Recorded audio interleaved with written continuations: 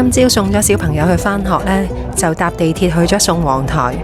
一出站呢，就俾入邊嘅古蹟展覽呢吸引住啊！原來呢係喺地鐵嗰陣呢，真係挖到唔少文物㗎，就好似一腳咁踏入咗時光嘅隧道。陽光呢，有隻行出地面，九龍城嘅街道呢，先至啱啱瞓醒咋。時間尚早，好多泰國嘅鋪頭呢，仲未開門啊！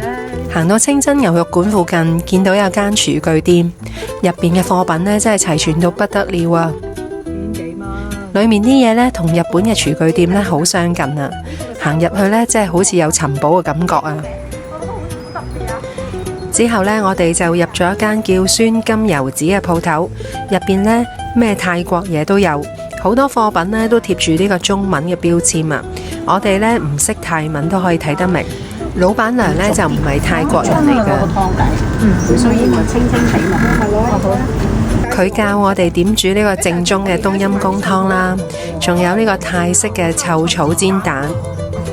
要強烈推薦下呢支海鮮汁啊！買返屋企呢點白灼蝦，真係好似去咗泰國咁㗎。呢支醬汁呢就係專門煮冬陰功㗎啦。我喺呢間鋪頭呢停留咗大概10幾分鐘左右啦，已經不停呢有熟客過嚟幫襯啦，而且老闆娘呢都會同佢哋寒暄幾句啊。香港嘅人情味呢，往往就喺舊區特別濃厚啊。臨近中午，我哋呢就直奔出名嘅清真牛肉館啦。呢一間老字號嘅牛肉餅呢，果然係名不虛傳啊！一啖咬落去呢，啲湯汁呢多到呢。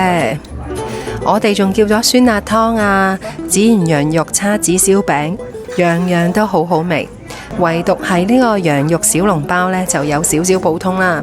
我以為佢好多汁啦，點知一啖咬落去呢，係乾爭爭嘅。兩個人食咗270幾左右，幾抵食㗎。返歸之前呢，我哋特登去咗九龍城一間睇落唔起眼嘅網紅店彩虹啊，買咗啲冰包同肉串。返到嚟先至2點鐘，忍唔住呢，仲開咗喺酸金油子買嘅青芒食啊，酸酸甜甜咁，正好解膩。